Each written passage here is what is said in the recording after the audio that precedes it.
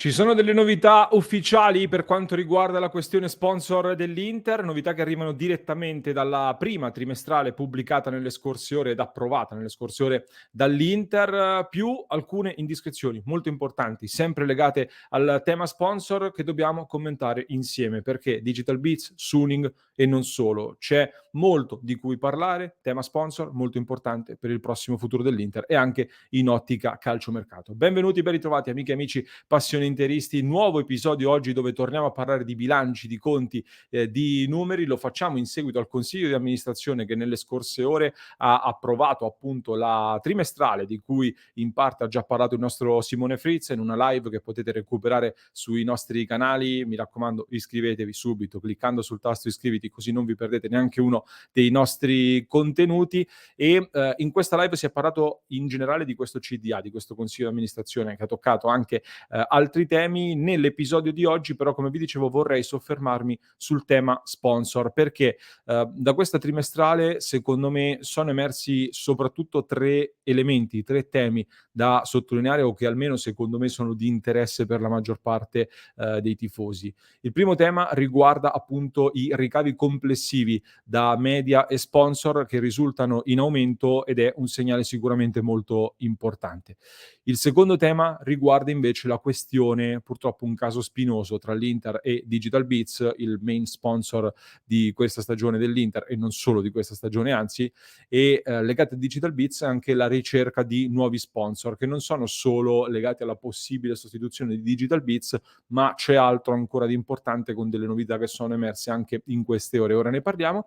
E poi un terzo dettaglio che emerge, secondo me, dalla lettura di questi documenti, c'è anche un qualcosa da sottolineare sui rapporti tra Suning e l'Inter che ho notato e che toccheremo però alla fine. Perché qui, come dicevo, ci concentriamo sul tema sponsor, fondamentale per l'Inter. Perché dico che è fondamentale per il prossimo futuro dell'Inter anche in tema calciomercato? Perché come sappiamo bene, l'Inter arriva intanto da una serie di bilanci in perdita, con delle perdite anche piuttosto pesanti, arriva soprattutto dalla firma di un accordo, questo settlement agreement con l'UEFA, di cui abbiamo parlato in un altro approfondimento. Tra l'altro, se volete sapere di più sul tema del settlement agreement, vi lascio in descrizione un contenuto da recuperare. E diciamo questi accordi con l'UEFA prevedono la necessità di riportare il club alla sostenibilità e aumentare la quota dei ricavi da sponsor, quindi svincolandosi dai risultati sportivi, ma soprattutto dalle plusvalenze dei calciatori, è importantissimo. Pensare di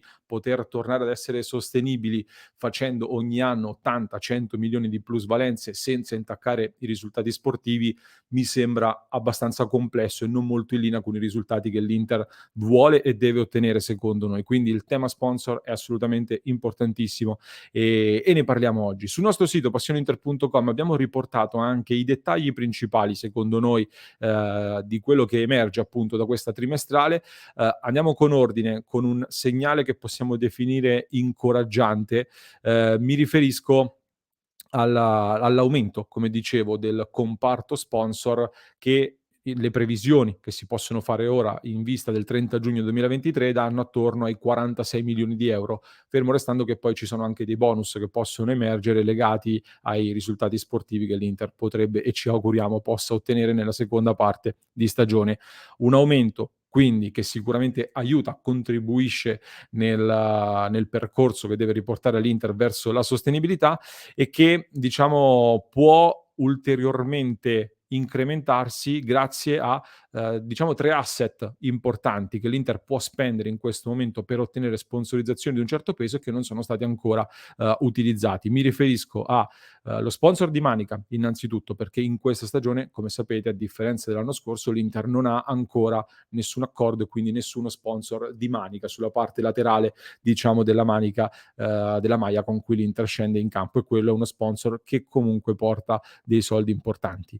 Non c'è in questo momento nessun accordo che ha sostituito Suning.com, tra l'altro, né sulle maglie di allenamento né nel centro di allenamento, la Pinetina, quindi il centro sportivo di Appiano Gentile. Quindi sponsor di Manica, maglia di allenamento e centro di allenamento sono 3 asset molto importanti dove l'Inter può e sta trattando in questo momento con dei possibili partner che potrebbero portare per la seconda parte di stagione degli incassi comunque molto importanti appunto nell'ottica del ritorno verso la sostenibilità.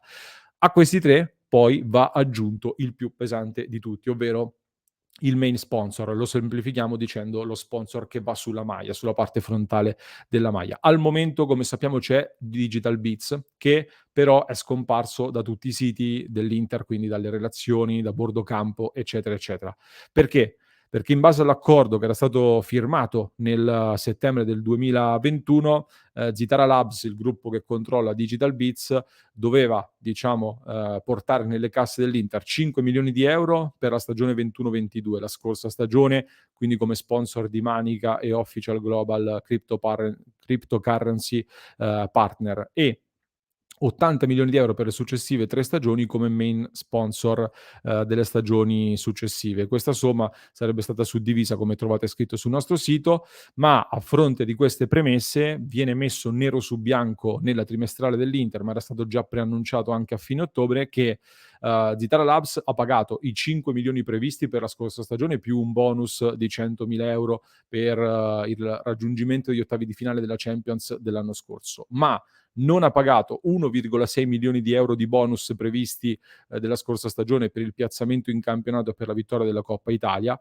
non ha pagato le prime 2 rate su 3 totali da 16 milioni di euro per la stagione 2022-2023, quindi la prima rata di giugno e la seconda di ottobre non è stata pagata, e non ha ancora presentato nemmeno il progetto che era previsto contrattualmente relativo all'integrazione dell'ecosistema digitale del gruppo, che è stato appena rinnovato dal nostro club. Quindi Zitara Labs, oltre, diciamo, a portare tanti soldi nelle casse dell'Inter, avrebbe dovuto portare un ecosistema digitale che non è stato presentato. Alla luce di questo, quindi l'Inter, sempre nella trimestrale, si legge, ha deciso di accantonare alla voce svalutazioni crediti commerciali l'intera cifra legata ai soldi che avrebbe dovuto ottenere da Digital Beats, ottenendo quindi un impatto zero a livello di conto economico. Diciamo quindi che anche in via prudenziale purtroppo si prevede che non si incasserà nulla dei soldi che erano stati pattuiti, diciamo, con Digital Beats. Un duro colpo sicuramente, che inevitabilmente impatta anche sulle strategie di questa stagione. Allo stesso tempo però attenzione, perché indiscrezioni, come vi dicevo, in queste ore ve le avevamo già riportate in realtà oltre un mese fa, sono tornate a circolare con una certa insistenza proprio in queste ore. Sembra che ci siano dei contatti in corso, come vi dicevo, con dei possibili partner, intanto per lo sponsor di Manica e per il kit di allenamento, che sarebbero comunque dei soldi importanti, ma soprattutto si torna a parlare con concretezza anche di un nuovo possibile main sponsor. Diversi quotidiani parlano tra l'altro di contatti con un colosso asiatico non meglio precisato. Qualcuno, se non sbaglio soprattutto il Corriere dello Sport, ma non solo, è girata molto questa voce che da alcuni quotidiani è stata riportata concretamente, di un possibile contatto con Hisense, quindi un colosso dell'elettronica cinese. Era stato già accostato all'Inter prima dell'accordo poi con Digital Beats, anche per via dei rapporti che ci sono in Cina tra Hisense e Suning, che vanno avanti da qualche anno, e considerando anche che c'è già un accordo tra l'Inter e la filiale italiana di Hisense. In questo caso per il main sponsor invece sarebbe la casa madre a stabilire questo accordo con l'Inter. Personalmente vi dico, non ho conferme in realtà su questa possibilità di vedere Hisense come main sponsor dell'Inter già nelle prossime settimane. Vi riporto però quella che è la notizia che è stata rilanciata in queste ore da vari giornalisti. In ogni caso, ottenere uno sponsor al posto di Digital Beats più uno di Manica e quello di allenamento per la seconda parte di stagione vorrebbe dire una boccata d'ossigeno, niente male per i conti dell'Inter, anche in ottica calciomercato, anche in vista della prossima estate, come vi avevamo già spiegato anche in un altro contenuto che vi lascio nelle schede di YouTube e nel link in descrizione, in cui avevamo fatto delle previsioni sui prossimi mesi stando ai numeri che abbiamo letto sui bilanci e anche degli indizi che abbiamo letto sui bilanci. Trovate tutto lì, così si integra la discussione. Vado verso la conclusione invece di questo contenuto, parlando, come dicevo, anche del terzo tema che secondo me un po' emerge tra le righe di questa trimestrale, e riguarda il rapporto tra Suning e l'Inter. dicevamo intanto della scadenza dell'accordo per il kit di allenamento e i naming rights della Pinetina, il centro sportivo di Appiano Gentile. In questo modo l'apporto di Suning, lo leggiamo nella trimestrale, come sponsor regionale, eccetera, eccetera, è diminuito da 2,9 milioni a 0,9 milioni all'anno. Un altro segnale che secondo me va interpretato soprattutto se lo sommiamo ad un dettaglio a cui facevo riferimento all'inizio. L'anno scorso i più attenti di voi, chi ci stava seguendo anche l'anno scorso, sicuramente ricorderà come più o meno di questo periodo stavamo analizzando la trimestrale dello stesso periodo, ma del 2021, e avevo sottolineato un elemento secondo me interessante, una grafica che per chi ci segue da YouTube condivido, una grafica dove, intanto anche 1 anno fa si parlava di questi periodi di un possibile passaggio di proprietà, di un possibile cambio di proprietà dell'Inter. Erano spuntate addirittura delle date, tanti documenti. Noi personalmente li abbiamo sempre smentiti questi accordi e questa cessione di cui si parla da oltre 1 anno.